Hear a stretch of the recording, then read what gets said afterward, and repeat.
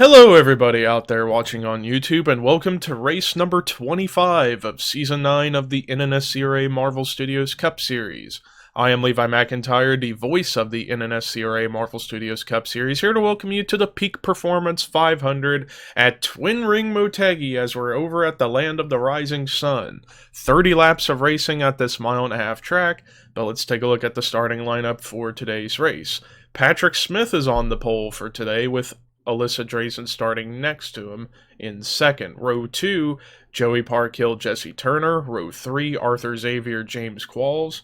Row 4, Raphael Leduc, Rob Evans. And then row 5, it's the Sanford brothers, Charles and Henry. Let's get the command to fire engines here at Twin Ring Motegi.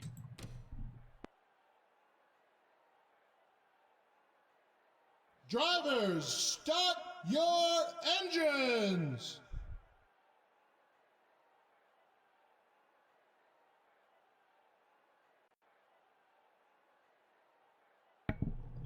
All 40 drivers getting ready to roll on the track for the pace lap here.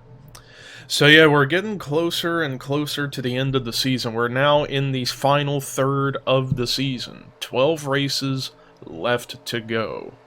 Not that much left, and time's running out for a lot of drivers to make huge strides to go for the championship, because right now, as far as the championship battle, it's still Scott Groverston leading the points, and he leads by 30 points over Zachary Fitzwater, 67 over Ashland Boyd, 95 over Carson Gum, and 96 over Caleb Kilburn.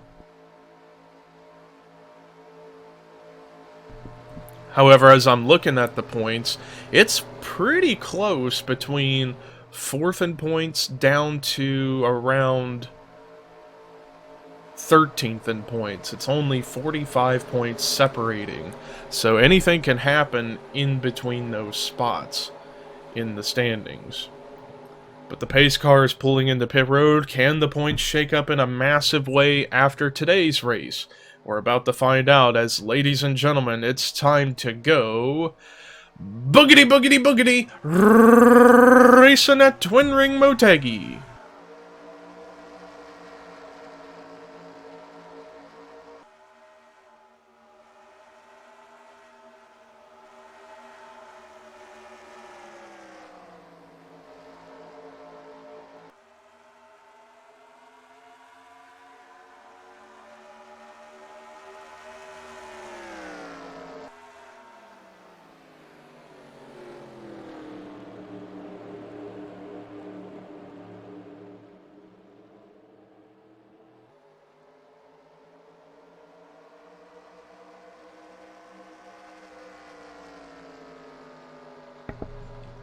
Patrick Smith led the first lap of the race, so 1 bonus point to the 61 car. But yeah, Patrick Smith definitely looking forward to next season in hopes that he can qualify for races in Season 10. And it's the big Season 10 with a new points structure, new people coming on board, some old people coming back. It's going to be an interesting Season 10, and perhaps a new revamped schedule will be on the way for Season 10 as well, so we'll have to keep an eye out for that. But remember, just as a reminder to those who are wondering if there's going to be any other NR 2003 content coming out in between the end of Season 9 and the beginning of Season 10, as a reminder to those who have forgotten, yes, we have the NNSCRA NXT Trucks Dash Series, or whatever I'm going to call it. It's going to be a 10-week season, 10 races, all on short tracks. It's all going to be short tracks, no commentary. It's just going to be all for fun, to give you guys something to watch every weekend before Season 10 comes around. For 10 weeks, because it also gives me time to put together some new paint schemes, put together the new season schedule, so on and so forth. But anyways, Patrick Smith has led every lap so far here in the beginning. Arthur Xavier, who started outside the top 2, worked his way up to second, and he's trying to run down the 61 of Patrick Smith. Meanwhile, Joey Parkhill, who is really desperate to get a good finish here today, as he comes into this race only 8 points ahead of 31st, which is Cole Deaver, and Cole Deaver, I believe, did make this race. Let me go down the list. Yes, indeed, he did make the race. So Joey Parkhill is definitely looking to finish way ahead of the 3 car in hopes that he can stay afloat in the top 30 in points to get locked into the race on Wednesday.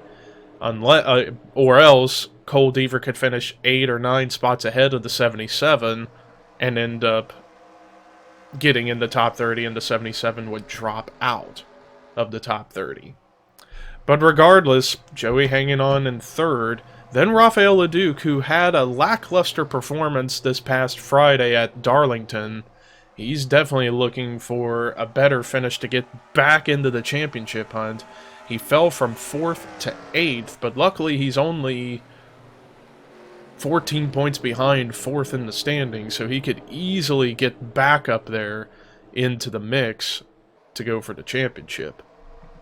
And then right behind him, Charles Sanford, who, despite this is only his 11th start this season, coming into the race, fairly good stats. Only 2 top 10 finishes, though. No top 5s, but an average finish of 16.6. So he's been very consistent in his starts. He's just not had the best luck in terms of qualifying. But he made it into the race today, and he's still searching for his first top 5 finish of the season, as he will be back in that 03 car in Season 10. And he goes by Rafael Leduc to get up to 5th. And how about Daniel Voyles? Daniel Voyles, who also had a lackluster run at Darlington and fell out of the top 10 in points again. He wants to get back into the top 10 in points. Currently, he's looking good to make that happen, as he's now moved into the top 5 in the 5th position. Next battle I see, this is a battle for 7th. Alyssa Drayson has the spot, but Henry Sanford wants the spot. And the Sanford brothers have been running pretty good so far here in the early going of this race. They both started 9th and 10th respectively. Charles up to 4th, Henry now up to 7th. Could they be one to go for a 1-2 brother finish, perhaps? If they've got the speed to pull it off, they could. Meanwhile, back up at the front, Patrick Smith still hanging on to the lead, but that lead is shrinking as here comes Arthur Xavier with a run behind the 61. Does the 38 have anything for Patrick Smith?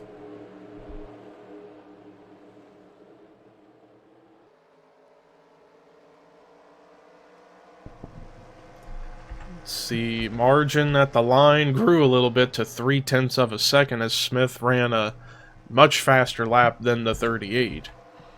Meanwhile, Joey Parkhill trying to get up there, but to no avail, and Daniel Voyles all of a sudden is coming up through like a rocket out of nowhere. Ran a blazing fast lap that previous lap at 36.190. Now he's going to easily make the pass on Joey Parkhill for 3rd. And in fact, that was the fastest lap of the race, Voyles.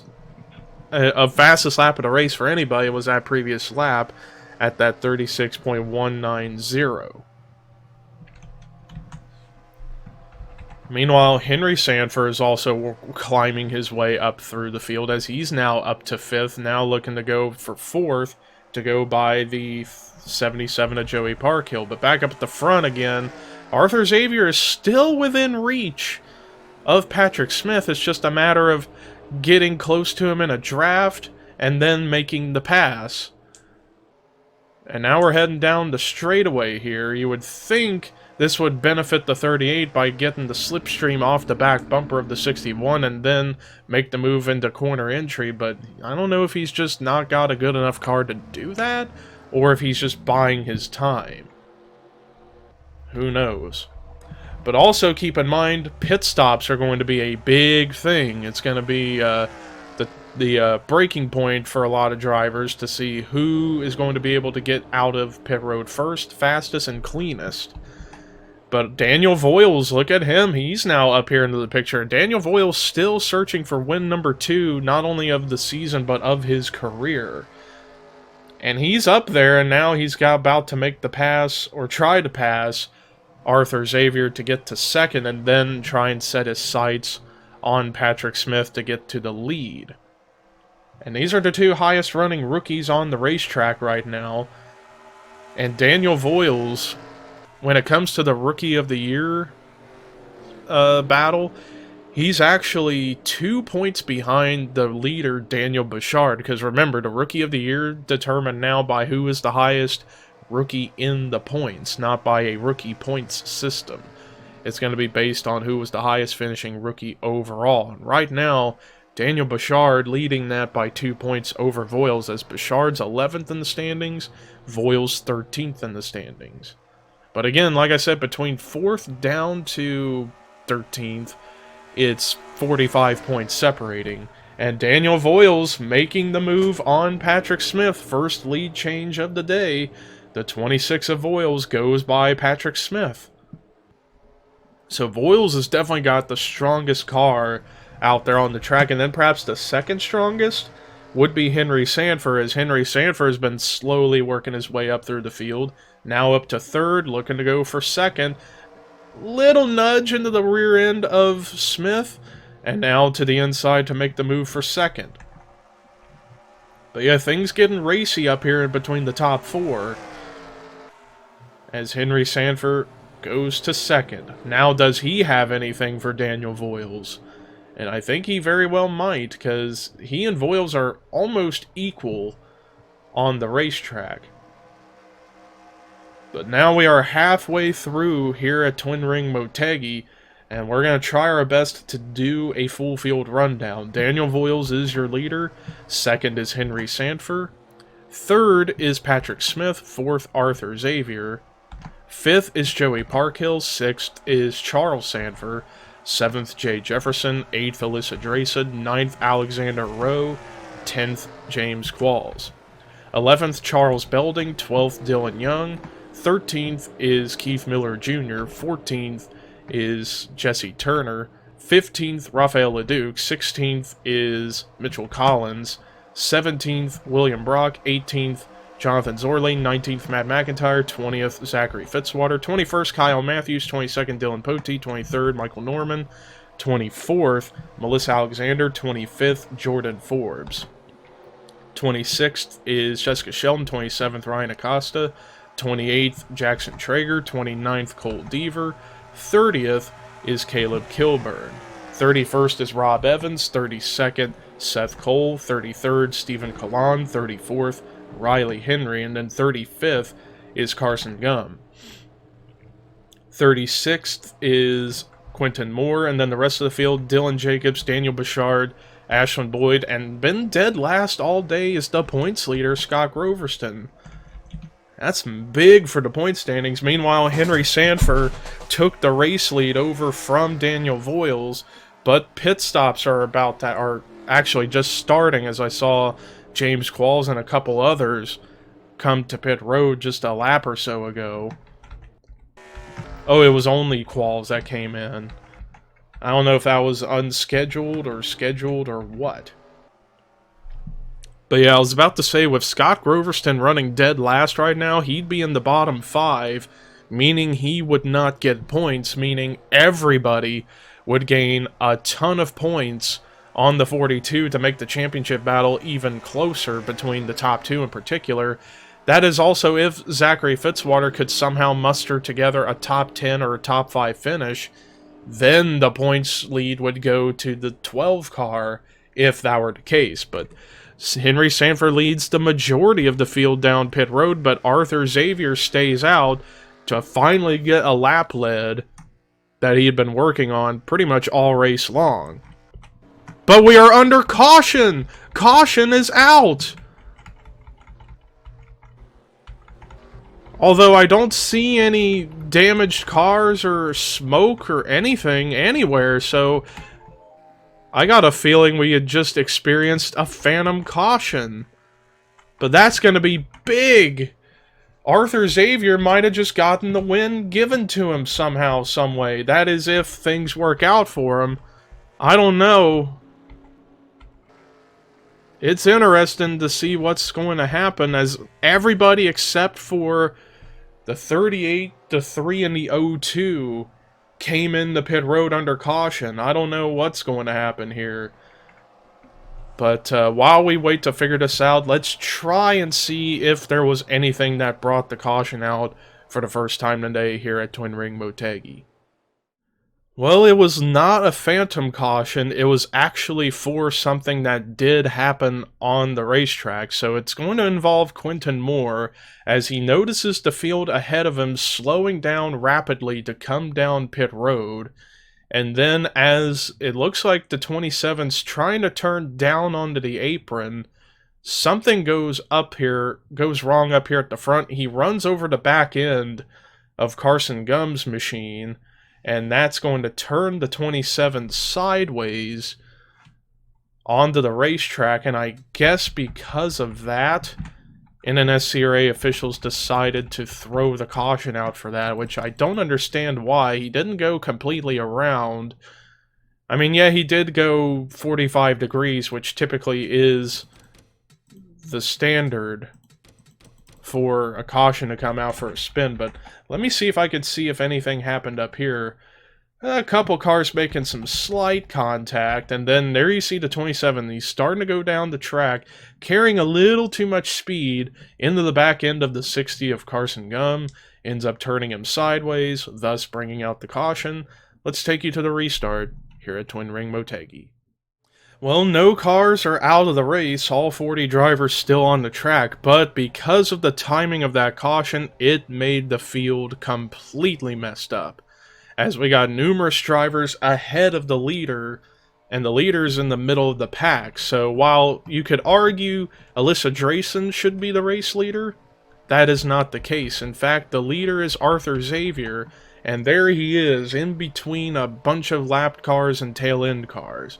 So the top 10, when we get back to racing, currently it's Arthur Xavier in the lead. Here is second place, several cars back, Henry Sanford. Third is Patrick Smith. Fourth, Daniel Voyles. Fifth, and with damage, is Joey Parkhill. Sixth is Jay Jefferson. Seventh, Alexander Rowe. Eighth, Cole Deaver. And ninth, Jessica Shelton, with 10th being Alyssa Drayson, even though she should be the race leader as a result of everything that has gone on. But what I'm expecting, or not what I'm expecting, what the drivers ahead of the 38 are hoping for, a real quick caution to come out so they can get back in line and hope for a better finish. But the likelihood of that happening is very unlikely. So we're getting ready to go back to racing here at Twin Ring Motegi as the green flag is getting ready to wave. 6 laps to go here in the Peak Performance 500. Alyssa Drayson, great restart, pulling way ahead of the 91 of Charles Belding, but she is 10th. Let's go back and try and find the leader, Arthur Xavier. And there he is, way ahead of a lot of cars. Way ahead of a lot of cars. And Henry Sanford, you see him about probably 8 or 9 cars behind the 38. So unless the 38 ends up getting held up badly, and the 07 and company just work their way through. Oh, Arthur Xavier coming into pit road! Oh man, that is huge! That just handed the lead over to Henry Sanford for the time being. And that's going to give a lot of people a lot of relief, so to speak. But Henry Sanford hanging on to the top spot for now, but Daniel Voyles, don't count him out. He's now reeling his way into the picture as it's less than 5 laps to go. Daniel Voyles just needs to get by a couple more cars, and he's now right there to the back bumper almost of Henry Sanford, and that would be for the lead. And these two, Sanford and Voyles, have been the strongest cars, along with Patrick Smith, all race long. And it looks like it's going to be Henry Sanford, and Daniel Voyles to settle it out, but does Voyles have anything else? He's starting to lose some steam behind Henry Sanford, as he's now stuck behind Rob Evans in the 44 car, as Henry Sanford's just been picking his way through lap traffic with ease for the most part.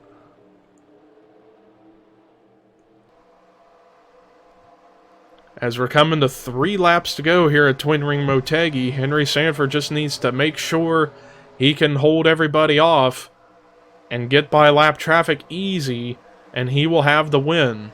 But it's not a guarantee. Something could easily go wrong up here with these lap cars. They could get really racy in front of him and cause an accident, and he could end up getting involved. You never know what will happen.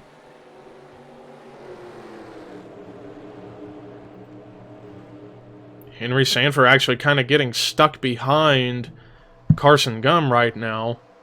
And Stephen Kalan in the 8 was thinking about trying to go to the inside of the 07 to try and get back on the lead lap somehow.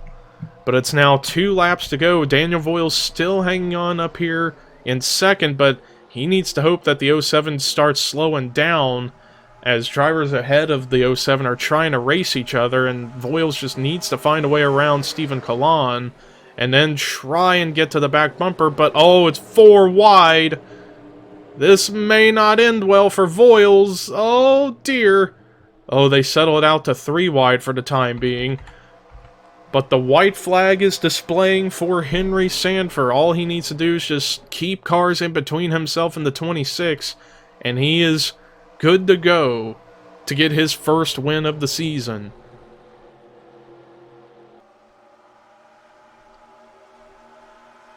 Henry Sanford's got quite a few cars between himself and the 26. He just needs to keep that going, and he's good to go. Getting ready to come through turn, going through 3, getting ready to come off 4 for the final time in this race. Checkered flag, getting ready to wave. Nothing's going to stop Henry Sanford. Checkered flag. Henry Sanford wins the Peak Performance 500 at Twin Ring Motegi. He ought to thank the lucky break of Arthur Xavier having to come to pit road at the end of the race when he had the win in his hands, and I guess something went wrong with his pit stop under caution, and he had to come back in for some reason. So, but Henry Sanford was a strong car all day long, worked his way up from 10th to the victory. Congratulations to Henry Sanford, and that, I believe, is the 2nd win this season for S4 Motorsports. So that's a huge, huge thing for not only himself, but for that team. But let's look at the rest of the results. Daniel Voyles did what he needed to do to come back and possibly get back into the top 10 in points. Strong performance in second, although I feel like if there wasn't lap traffic in between himself and Henry Sanford, he might have had a chance at winning the race. But regardless, great performance in the 2nd position. Alexander Rowe, great comeback run to finish in a strong 3rd place. Jessica Sheldon, her first top 5 in a little while, finishing in 4th. And then Patrick Smith, who led the first 14 or so laps, comes through with a 5th place run. Jay Jefferson with another top 10 in the 6th spot. Joey Parkhill definitely needed that run, finishing in 7th. How about that? The 77 finishing 7th. Illuminati confirmed. Anyways, Cole Deaver close to dethroning Joey Parkhill for that 30th spot in points, but still a great run in 8th. Dylan Young keeping his momentum from his win at Darlington this past Friday strong with a 9th place run, and then Matt McIntyre continuing a bit of a comeback, finishing in 10th. Then there's the rest of your top 20, top 30, and then the bottom 5 for this week. Daniel Bouchard, Scott Groverston, James Qualls, Ashland Boyd, and Arthur Xavier. And with Groverston finishing that low and getting no points, it's going to shake the point standings up big time heading into the race on Wednesday. But congrats to Henry Sanford. Here is his burnout as well as the point standings heading into the race on Wednesday. And this is Levi McIntyre signing off.